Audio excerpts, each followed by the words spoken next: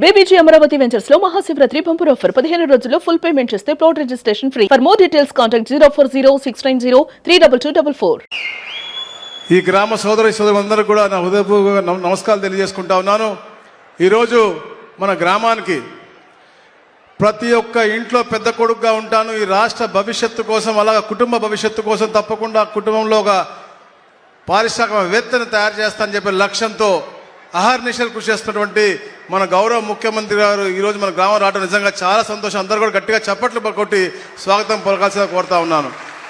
అలాగే మా మంత్రివర్యులు గౌరవనీయులు రామానాయుడు గారికి, మరో సహచార మంత్రివర్యులు గౌరవనీయులు టీజీ భరత్ గారికి, మా ఎంపీ గారు గౌరవనీయులు నాగరాజు గారికి, పెద్దలు స్పెషల్ చీఫ్ సెక్రటరీ గారు సాయి ప్రసాద్ గారు, మా కలెక్టర్ గారు సిరి గారికి, మన బెనిఫిషియరీస్కి, మా స్థానిక శాసనసభ్యుడు మీ అందరికి కూడా ఎంతో ప్రీతిపాత్రుడు, యువకుడు, ఉత్సాహవంతుడు మా తమ్ముడు జయనాగేశ్వర రెడ్డి గారికి, అందరికి కూడా పత్రికా సోదరులు అందరూ కూడా ఉదయం నమస్కారం తెలియజేసుకుంటా ఉన్నాను.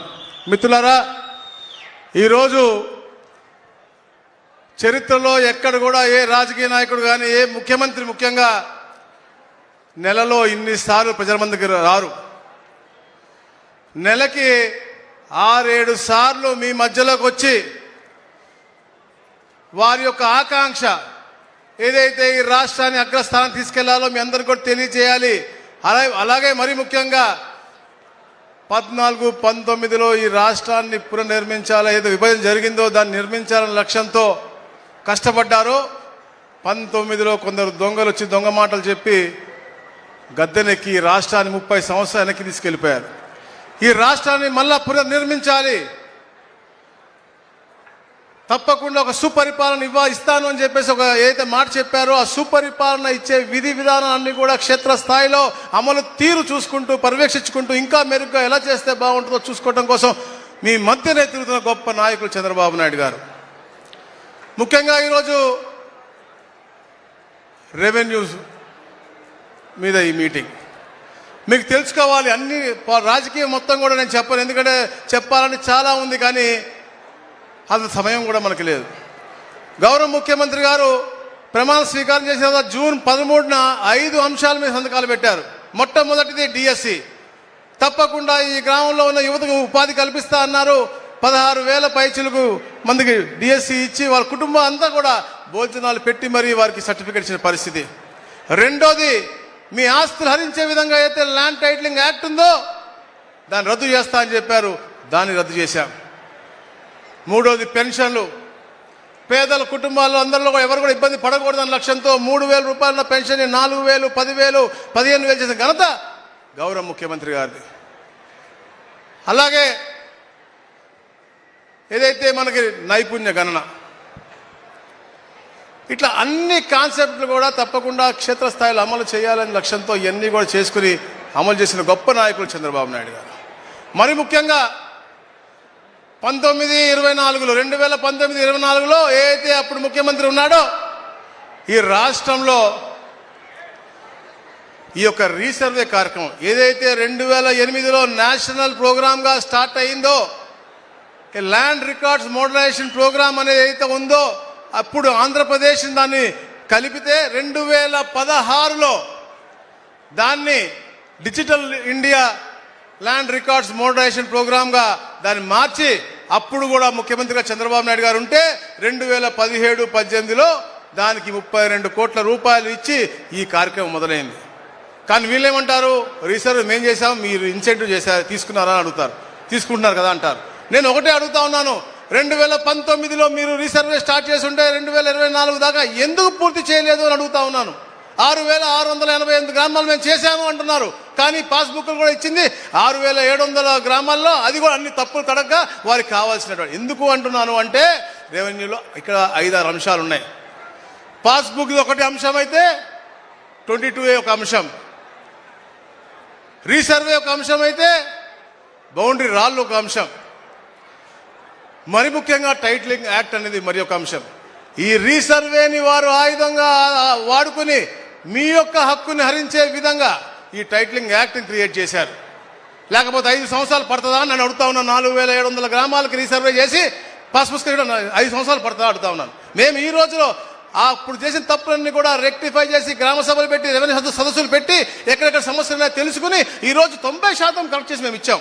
ఇంకా 100 బుక్కులు ఈ గ్రామంలో మిగిలినాయి అంటే అవి కూడా జాయింట్ ఎల్పిఎం అని చెప్పేసి వాళ్ళు చెప్పారు. ఎందుకంటే జాయింట్ ఎల్పిఎంకి మేము ఫ్రీగా కూడా సర్వీస్ ఇస్తా ఉన్నాం. అది మీకు అవగాహన లేక మీకు చేసుకోలేదు. ఈ రోజు కూడా చేసుకోవచ్చు. మీ గ్రామ సభ నాయకులు బ్రహ్మాండంగా ఎక్స్ప్లెయిన్ చేశారు ఎలా చేస్తా ఉన్నామో, అది కూడా తెలుసుకుని చేసుకోవాలని చెప్పి తెలియజేస్తా ఉన్నాను. ఇక్కడ ల్యాండ్ టైటిలింగ్ యాక్ట్ ఉంది. మీకైనా సమస్య వస్తే వాళ్ళు ఇష్టమైన నాయకుడిని పెట్టుకోవచ్చు కార్యకర్తగా, అక్కడ ఆఫీసర్గా, టైటిల్ రిజిస్టర్ ఆఫీసర్గా. సరే అక్కడ సెటిల్మెంట్ కాకపోతే అప్పీలేట్ అథారిటీ కూడా వాళ్ళు ఇష్టమైన నాయకుడే. మనం ఇక్కడ గ్రామంలో కానీ లేకపోతే ఇక్కడ కోర్టుకు వెళ్ళే పరిస్థితి, సివిల్ కోర్టుకు వెళ్ళే పరిస్థితి లేకుండా కేవలం హైకోర్టుకు వెళ్ళే విధి విధానాలతో వాళ్ళు రాసినటువంటి పరిస్థితి, అది రద్దు చేస్తామని చెప్పాం. ఆ విధంగా మీ ఆస్తులు కాపాడడం. అదే విధంగా ఈరోజు పెద్దలు చెప్పారు అందరూ కూడా 14 భద్రతా లక్షణాలు కలిగినటువంటి పాస్బుక్ మీకు రాజముద్రతో ఈరోజు ఇస్తా ఉన్నామంటే అది మన ముఖ్యమంత్రి గారు చిత్తశుద్ధి అని చెప్పి తెలియజేస్తాను. ఎందుకంటే గతంలో వారికి ఉన్న ఫోటో పిచ్చి, అలాగే వారికి ఉన్నటువంటి డిఫరెంట్ ఆలోచనలతో మన పాస్బుక్ల మీద వాళ్ళ ఫోటో ఎందుకండి? మన తాతలదో లేకపోతే మన కష్టపడి సంపాదించి ఇచ్చినటువంటి మన తండ్రి గారిదో తల్లి గారిదో ఎవరు ఇచ్చారో వాళ్ళు ఇస్తారు. లేదంటే మీరు చేస్తే మీ పిల్లలు కూడా మీ ఫోటో వేసుకుని ఇచ్చుకోవచ్చు. కానీ అతని ఫోటో ఎందుకు ఫ్రీగా ఉచితంగా ఏమైనా మనకి ఇచ్చాడా భూమి అని అడుగుతా ఉన్నాను. మన సరిహద్దు రాళ్ల మీద అతని ఫోటో ఎందుకు అని అడుగుతా ఉన్నాను. మీ సొమ్ము 700 కోట్ల రూపాయలు ఖర్చు పెట్టి సరిహద్దు రాళ్లు కావాలా మనకి? అట్లాంటి దురాలోచనతో ఈ కార్యక్రమాలు చేశారు. ఇవన్నీ కూడా కడుక్కోవడానికి మాకు ఇంత సమయం పడుతుంది. 18 నెలల్లో 18 కార్యక్రమాలు అద్భుతంగా చేసిన ముఖ్యమంత్రి గారికి రెవెన్యూలో ఎందుకు చేయలేకపోతామంటే సమయం పడతా ఉంది. 14 భద్రతా లక్షణాలతో మరి ముఖ్యంగా మీ అన్ని కూడా రెక్టిఫై చేసి ఎక్కడ కూడా సమస్యలు ఉండకూడదు.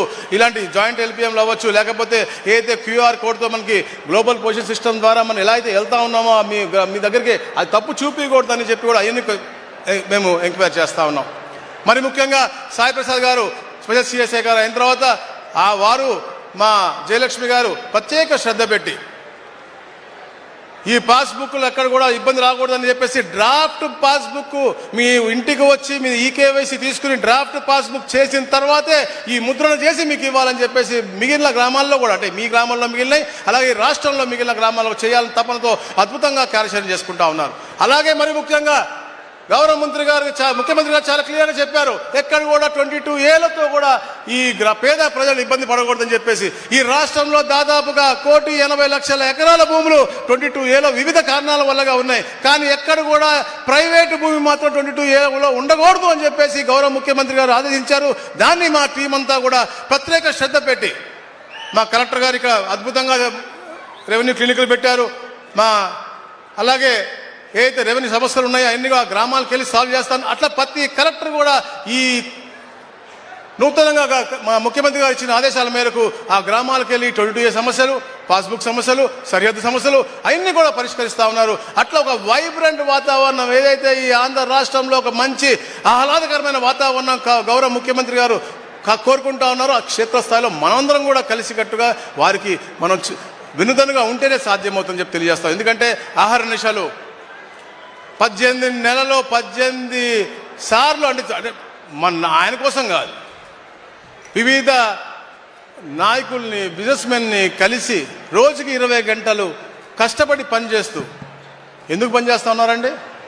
మన భావి తరాలు బాగుండాలని పనిచేస్తూ ఉన్నారు. ఆ వారి కోసమో నా కోసమో మీ కోసమో కాదు, మీ అందరి పిల్లలు బాగుండాలి. మీ అందరి పిల్లలు బాగుంటే ఈ రాష్ట్రం బాగుంటుంది. ఒక మంచి పునాదికి మన పునాదేశం మంచి భవిష్యత్తు పునాదేశంలో అవుతామని చెప్పే లక్ష్యంతోనే ఇంత కష్టపడతా ఉన్నారు. మీరు కూడా చేతుగా ఎప్పుడు ఉండండి, ఎప్పుడు ఒక మంచి మనిషి ఆశీర్వదించండి. వారు